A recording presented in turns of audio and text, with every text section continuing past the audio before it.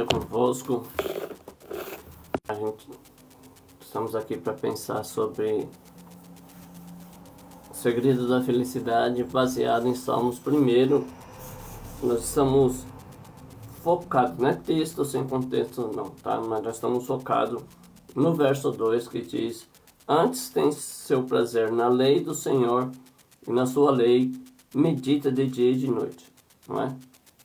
Ontem nós estávamos falando sobre os segredos que Deus, os conselhos que Deus tem para a nossa vida pessoal, os conselhos que a gente tem que pensar sobre a nossa vida, eu comigo mesmo, o cuidado do meu corpo, da minha mente, da minha saúde, o cuidado das minhas finanças, tudo na Bíblia.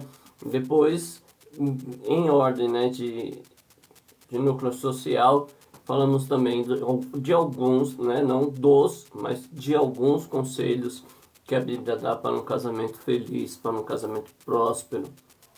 E hoje a gente vai falar sobre a educação dos filhos. Nós vemos que a sociedade, ela mudou, Nós vivemos numa constante metamorfose desde que Adão e Eva foram criados. Você pega lá Adão e Eva criados no paraíso. O pecado vem e tira eles do paraíso. Já é uma mudança social muito grande. Aí nós temos os filhos, e aí começam a ter os problemas familiares. E esses problemas eles vão surgindo e vão causando alguns outros problemas. E aí vai chegando até onde nós chegamos hoje. Por tradição, os pais educam os filhos, para que eles possam ser felizes no mundo. Então, se você pegar as histórias mais antigas, por exemplo, o pai era carpinteiro, a mãe, o filho seria carpinteiro, o neto seria carpinteiro. Era de uma linhagem, Você ia seguindo a profissão dos seus pais por conta de um monte de padrão que tem aí. E, enfim, a gente vê que os pais eram mais ou menos que os super-heróis dos filhos, Os filhos queriam seguir. Eu até me lembro de uma experiência que eu tive conversando com o filho de um pastor. E aí eu falei: pai, e você quando crescer vai ser pastor? Ele falou: Deus me livre. E eu fiquei assustado pela expressão Deus me livre, porque é uma coisa que a gente usa muito quando é uma situação ruim, que te é proposta. E eu perguntei o porquê. Ele falou assim: depois que meu pai virou pastor, ele não tem tempo para nós, para nossa família. A gente já não senta mais junto para almoçar, a gente já não sai mais para brincar, enfim. Então, existe algumas mudanças de valores, que a gente não tem mais hoje por tradição. Uma das coisas que nos faz muito mal hoje na sociedade é a quebra das tradições, A gente sabe que muitas coisas precisavam ser revistas, a gente sabe que muitas coisas não faziam nenhum sentido, mas a gente perdeu totalmente o controle disso, Mas vamos lá para alguns conselhos que a Bíblia fala para nós pais, Então eu nasci, chegou uma fase da vida eu quis ter uma companheira, então eu casei com ela, E, quer dizer, a minha vida não é tão tradicional assim, irmãos? Mas o processo natural da humanidade é esse. O homem nasce, aí na sua adolescência, na juventude, começa a se namorar com alguém, escolhe alguém para ser sua esposa, casou, como dizia Jorge Ben, quem casa, quer casa, quer crianças. E aí a gente vai pensar nos filhos. Os filhos nascem. Então pense, se eu sou um homem que sigo os conselhos da palavra de Deus, se eu sou um homem que antes de me relacionar, eu já cuidava dessa parte, de olhar para a palavra, de ter o conhecimento da palavra, prática da palavra. Então, como eu fui escolher alguém para casar, entenda que quando eu fui fazer isso, eu também meditei na palavra, Eu sou uma pessoa, eu estou falando no exemplo do estudo. Eu sou uma pessoa que eu medito na palavra, que eu penso na palavra. E a palavra vai me dar um conselho para que eu escolha então o cônjuge. Qual é o conselho? Não vos prendais a um jogo desigual. Quando começam-se a namorar, uma coisa que a gente precisa entender é que você precisa ter pessoas que sejam do mesmo credo que o seu, né? Porque se você pega uma pessoa que tem um credo diferente, se vocês vão ter problemas relacionais, que precisa entender o mundo da forma que você entende, né? Ou estar predisposta a mudar, mas isso é difícil.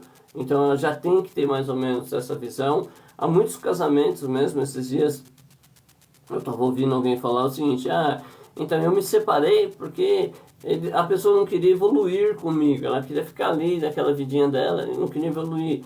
Mas isso não é uma coisa que deve ter vindo do nada, isso já deve ter sido uma predisposição antiga dessa pessoa, né? Então a gente às vezes se namora, a gente esquece das palavras de Deus, a gente ignora as palavras de Deus e se relaciona com pessoas que não tem nada a ver com a gente, consequência, problemas conjugais, não é?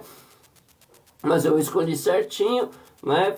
Estava lá dentro da palavra de Deus e agora eu tenho nos nossos filhos, não é? A Bíblia, ela vai nos ensinar muito sobre essa questão de filhos, né? Da educação dos filhos. Ela vai dizer, por exemplo, olha, não se aparte das costas do seu filho a vara da correção. A Bíblia vai dizer que quando você retira a vara da correção, você abomina a alma do seu filho. Olha como é pesado isso, né? A gente tem as teorias orientais, não bata, não corrija, não sei, não pode de castigo, conversinha vai resolver, né? Deus, o Criador, ele diz assim, ó, se você não tiver a correção, não estou falando de espancar, tá? Mas se você não for uma pessoa que tem autoridade sobre o seu filho vai ter problema. Quando você não ensina os limites, quando você não ensina as hierarquias, quando você não ensina para o seu filho que ele não é o centro do universo, que existe um mundo que já existia antes dele ser preparado para chegar, quando você não educa o seu filho, mostrando para ele que ele deve respeitar as pessoas ao seu redor, você deixa que seu filho tenha problemas. Por quê? Porque o que acontece hoje na sociedade?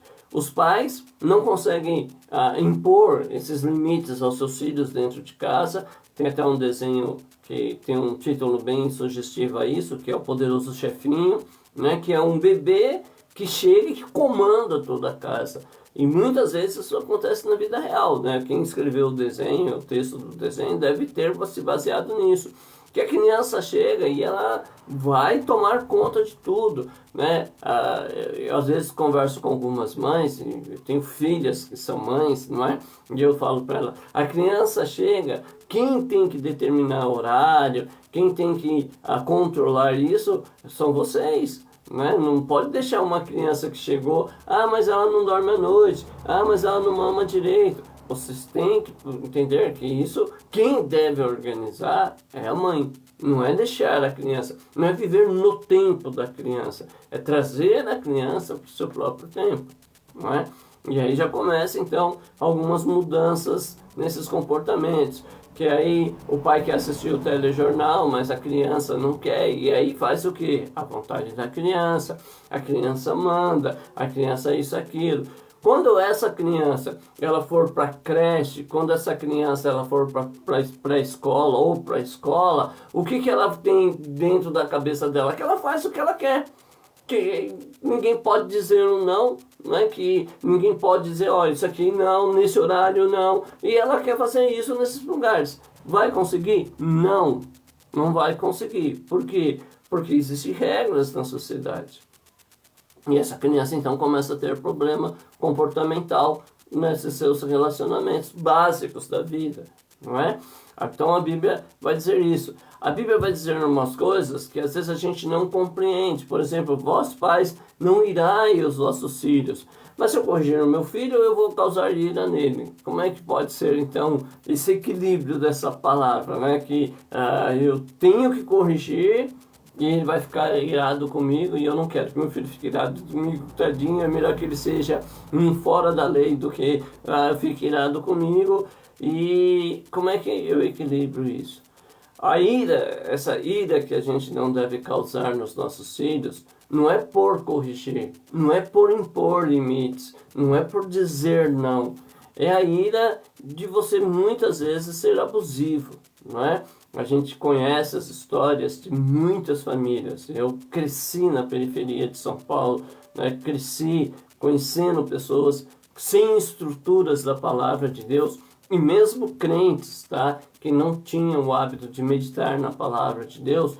E a gente vê que alguns desses comportamentos geram nas crianças ira, né? E eu vou falar de um erro que eu cometi, que era, na verdade, a questão de fazer a obra de Deus. E com esse pretexto, né? Ou a minha ignorância de achar que a obra de Deus era eu fazer muitas coisas relacionadas, né, à igreja. Muitas vezes eu não, né, que foi aquilo que o filho do pastor falou para mim: meu pai não tem tempo para a gente brincar, meu pai não tem tempo para fazer uma refeição. Então eu muitas vezes causei ira nos meus filhos porque eu não pude participar, né, de alguns eventos importantes na vida deles, como reunião de escola, como alguns passeios. Por quê? Porque supostamente ou erradamente eu estava fazendo a obra de Deus.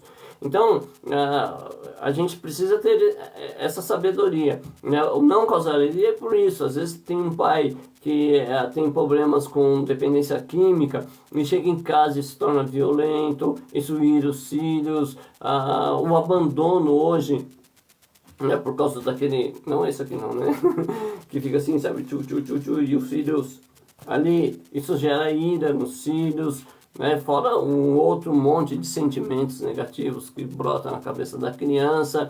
Então isso sim, a gente tem que ter uma vida responsável para não causar, mas o corrigir não. Né? O corrigir não vai causar ira, até porque a correção no momento não parece boa, mas depois ela produz um fruto agradável, não é? Então você precisa ter esses certos cuidados. A Bíblia vai dizer: ensina o menino o caminho em que deve seguir, e ele não se apartará na sua mocidade. E eu penso que nessa questão da educação das crianças, a igreja, ela não entende esse versículo, né? Ela não entende. Eu acho que é daqueles textos que a gente ouve, decora, sabe, mas a gente não compreende ele, né? Então, o que a gente precisa fazer? Refletir, a gente precisa pensar, a gente precisa meditar nessa palavra. Por que a Bíblia diz isso? E, na verdade, se você pegar o cristianismo hoje, e eu vou falar da parte pentecostal, tá? Que é uma das partes que mais sofrem nesse processo de educação, e louvo a Deus, que algumas igrejas, que alguns ministérios, eles estão muito adiante disso, né? Geralmente são os pais. Eu até tive um encontro de homens agora, e o pastor que pregou lá é a terceira geração de pastor. Os avós deles eram pastor, o pai é pastor e ele é pastor. Isso acontece muito em algumas igrejas, né? Diferente do que é mais ou menos no meio pentecostal, por falta do conhecimento. E aí a gente percebe o seguinte: as pessoas muitas vezes acham que esse ensinar o caminho em que deve seguir é levar a criança até o templo, né? Por exemplo, né? Se você tem uma congregação, você costuma ir lá e aí você leva. Só que seus filhos, eles estão aprendendo esse caminho, mas ele está olhando para uma outra questão. É o seu comportamento nesse caminho, não é? Por exemplo, eu já vi muitas vezes as pessoas, antes de ir para o culto, dizendo assim: ai, nossa, hoje é terça-feira, tenho que ir para o culto. Opa, não é uma coisa agradável? Não é um lugar bom? Não é um lugar que meu pai, que minha mãe gosta de estar, que eles vão só por obrigação, não sei se eu quero. Não sei. Eu digo sempre que no meu testemunho, né, de conversão, a maior dificuldade que eu encontrei em me converter era justamente esse posicionamento de alguns irmãos que fazem da igreja algo negativo. Eu tenho que ir, olha, eu vou para a igreja, né? Ou eles diziam, você vai para a igreja, mas você não pode, que dentro da minha consciência corrompida, eu sei que é um problema da minha mentalidade corrompida, viu, irmãos? Mas a minha mentalidade corrompida, um jovem ativo, cheio de coisas para fazer, um jovem protestante, não de evangélico, mas de protestar contra o governo, contra a sociedade, de lutar pelas igualdades sociais, um jovem de eventos, de repente ele começa a ouvir não pode. Peraí, eu acho que eu não vou viver. Era o que vinha na minha cabeça. Então, às vezes a gente leva as crianças para a igreja, mas a gente não dá um exemplo cristão, não é? E essa criança tende a sair da igreja, não é? Que é o que acontece com a maioria dos jovens, que vão, né, enquanto são crianças, mas depois viram adolescentes, começam a não ter mais limites, os pais não impõem os limites, e aí eles fazem o que querem, saem da igreja, não é? Às vezes, eu tive num debate uma vez, e era uma questão familiar, de duas famílias de amigos, né? São amigos até hoje, só foi aquele momento que teve aquele contratempo, e uma pessoa diz assim, então, o senhor sabe que nós criamos, né, nossos filhos, levamos para a igreja, está tão difícil de levar, eles não querem mais pelas coisas que acontecem na igreja, e a outra parte diz assim, não é pelas coisas que acontecem na igreja, não. Eles não vão para a igreja porque a gente sai da igreja, a gente fala mal do pregador, fala mal das irmãs, fala mal disso, fala daquilo. Então, uma pessoa que leva os filhos para a igreja, mas que saem da igreja com tal comportamento, primeiro que não refletiu na palavra de Deus, né, acerca do próprio culto que foi prestar, e agora não reflete também nesse caminho que ele está ensinando para o filho, porque o filho que vê os pais falar nisso, acha que isso é normal, né? Vai trilhar nesse caminho. Só que é um caminho de obediência? Não, é um caminho de rebelião, é um caminho de desobediência, né? Tanto da palavra de Deus quanto aos trabalhos em si. E eu me lembro de uma experiência, né? Eu tenho algumas pessoas que nós carinhosamente, né, nos chamam de pai e eu chamo de filhos. E uma delas diz assim, pai, eu venho aqui conversar com o senhor porque no senhor eu confio, mas eu não confio no meu pastor. Eu disse, então sai dessa igreja, né? Vai procurar uma igreja que você confie no pastor. O pastor deve ser a pessoa mais confiável da sua vida. E ela ficou chocada assim no momento, mas graças a Deus saiu, agora está bem numa igreja em que ela confia no pastor, não é? E é verdade, de repente você me ouve e diz, eu não confio no meu pastor para me aconselhar, então sai dessa igreja, não é? O seu pastor está aí para te aconselhar, o seu pastor está aí para te conduzir ao caminho que leva à verdade. E se ele não é próprio para isso, se você não tem confiança nele, se o comportamento dele não te inspira isso, pelo amor de Deus, saia dessa igreja. Eu não vou falar para você orar para Deus preparar uma igreja enquanto você estiver filiado a essa igreja, tá? Isso não. Porque isso aí já demonstra que seu coração não é íntegro, que seu louvor não é íntegro, seu culto não é íntegro e que você precisa se converter de novo, não é? Mas se você é uma pessoa íntegra e está com esse tipo de sentimento, sai dessa igreja, aí depois você ora para que Deus prepare um lugar para você que talvez já até esteja preparado, não é? Nós voltamos na educação do filho. Então, a gente precisa entender isso, né? Nossos filhos verão isso, né? Aquelas coisas de antigo, né? Eu posso falar para o meu filho não fumar se eu fumo, né? Eu posso dizer para o meu filho ser fiel se eu sou um infiel. Eu posso falar para o meu filho ser manso se eu sou bruto. Não dá certo, porque os meus filhos vão aprender comigo no meu comportamento do meu dia a dia. E isso é uma grande responsabilidade que a gente tem. A gente tem que refletir o que a palavra diz para que a gente possa ensinar. Mas existe o lado bom da Bíblia, né? Que a gente talvez pare por aqui hoje, não é? Não dá para esgotar os assuntos, irmãos. Eu nem tenho essa pretensão, eu sou apenas um pesquisador, ou um Forrest Gump que gosta de ficar falando das histórias da Bíblia. Mas o maior conselho, na verdade, está em Deuteronômio, que ele fala assim, ó, fale da palavra de Deus para os seus filhos. Fale quando você levantar, quando você estiver no caminho com ele, né? Inculque isso, coloque isso na cabeça dele, não é? Fale das nossas refeições. Por quê? Porque se você é uma pessoa que ama a palavra de Deus e você consegue transferir esse amor para os seus filhos, né, o amor da palavra de Deus, se o seu relacionamento com a palavra de Deus ele é puro, ele é verdadeiro, automaticamente seus filhos vão seguir isso, não é? O problema da igreja hoje e consequentemente da sociedade é que as pessoas não se importam com a palavra de Deus, não é? Mesmo alguns crentes, mesmo alguma liderança, elas não se importam com a palavra de Deus.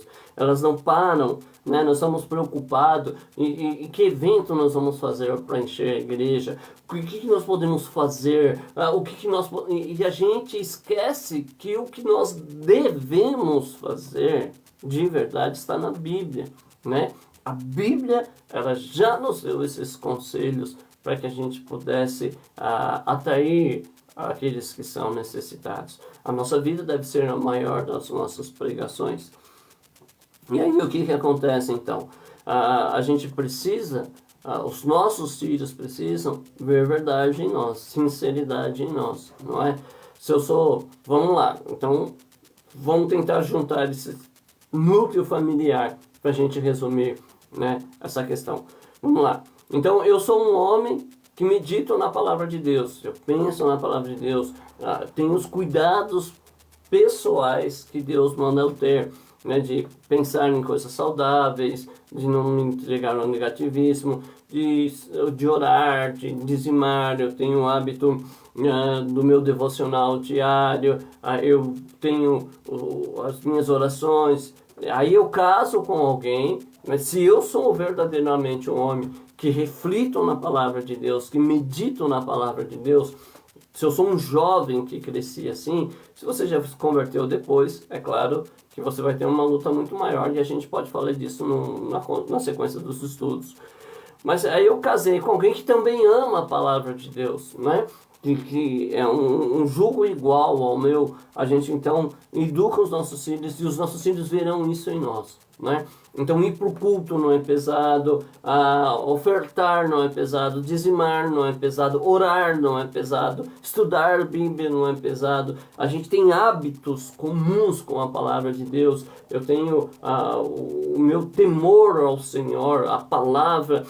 Meu filho percebe isso, meu filho percebe na minha vida que eu não faço algumas coisas pelo amor que eu tenho à palavra de Deus, não pelo peso do castigo do mandamento, mas pelo amor à palavra de Deus, que eu faço ou deixo de fazer algumas coisas baseadas na palavra de Deus. Ele percebe na minha vida, eu explico para ele, pai, vamos pular carnaval, e eu vou explicar para ele, o pai não vai pular carnaval com você, filho, porque na verdade eu nem quero que você vá, porque existem essas questões no carnaval que me deixa desconfortável, porque a palavra de Deus me ensina, não é? Não vou demonizar todas as coisas, mas eu vou explicar, a palavra de Deus diz que eu preciso ter alguns cuidados comigo e eu vou me expor a situações que não são muito agradáveis desnecessariamente, não é?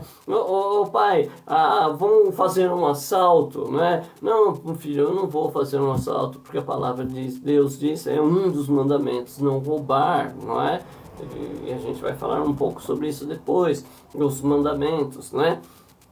Então, se meu filho é criado, e ele percebe isso, que quando eu digo para ele, filho, você vai para a igreja, você tem que prestar atenção, né? Talvez ele perceba esse hábito de, quando eu venho vindo da igreja, já pelo caminho, falo, meu amor, né, com minha esposa, meu amor, Senhor, viu que palavra que Deus enviou hoje através desse irmão, através dessa irmã, né? Você viu aquele texto que falou assim, olha, é isso e aquilo, e eles percebem que ao sair da igreja, a palavra ainda está na minha minha vida, né? Eu posso até conversar com ele. Você viu, filho, que Deus falou pelo pregador? Você viu aquela canção que tocou lá na igreja, né? Que fala sobre esse ou aquele assunto? Você viu como é bacana isso, filho? E aí, enquanto a gente chega em casa, que a gente vai se preparar para dormir, ele ainda percebe em nós a palavra viva dentro do nosso coração. Sabe, a gente não entregou os lábios a falar mal do culto, a gente não entregou os lábios para falar mal do pregador, para falar mal do comportamento da igreja, para falar das roupas, das vestes. Não, ele percebeu em nós ali uma chama da palavra que foi pregada, a palavra ainda viva dentro de nós. Essa criança, ela vai ser uma criança que ela vai entender o caminho que deve seguir, ela vai entender o caminho que tem que seguir e provavelmente ela não se apartará na sua mocidade. É uma chance muito maior de ela permanecer firme, porque a gente ama a palavra de Deus, né? E os filhos é isso. Muitos filhos e muitos crentes pentecostais, principalmente, elas não veem submissão, elas não veem respeito à autoridade, elas não veem o temor à palavra, elas não veem o amor à palavra, né? Que eu acho que é o mais importante. É quanto eu amo a tua lei, Senhor. E isso gera problemas. Amém? Nós vamos fazer aquela oração, se você puder, curva sua cabeça, para que a gente possa interceder. Senhor Deus, em nome do teu Filho Jesus, mais uma vez expostos da tua palavra, percebemos a responsabilidade dos pais em educar os filhos, em ter um comportamento que colabore com as suas pregações, colaborem com seus ensinos, com suas cobranças diante da palavra de Deus. Eu quero então que o Senhor abençoe as famílias dos seus servos, aqueles que vão ouvir essa palavra, Senhor, que possam refletir, que possam tomar o prazer na tua lei, que possam ter a alegria, Senhor, de praticar a tua palavra, que a tua palavra seja verdadeiramente a bússola que guia, Senhor, os pés, Senhor, aleluia, dos teus filhos sobre a face da terra. Senhor Deus, eu quero orar por todos aqueles que já te servem e que vão ouvir essa palavra. Mas eu percebi, Senhor, que às vezes pessoas que ainda estão aprisionadas a vícios, aprisionadas às doutrinas erradas, aprisionadas, Senhor, a medos, a inseguranças, também te ouvem através, Senhor, dessas lives. Eu quero orar por elas. Eu quero pedir que o Senhor ajude a cada um desses ouvintes, Pai, a se encontrar com o Senhor, com a verdade que liberta, com a palavra que gera vida, que transforma e possa fazer isso sobre a vida deles. É o que eu te peço, em nome de Jesus. Um beijo no coração de todos, obrigado pela companhia. E aí, amanhã de manhã, assim que Deus permitir, a gente já entra também. Nós vamos falar um pouco sobre o comportamento social, não é? Que também é muito importante. E a Bíblia nos ensina como ter relacionamentos sociais saudáveis e que gerem em nós paz e alegria. Deus abençoe.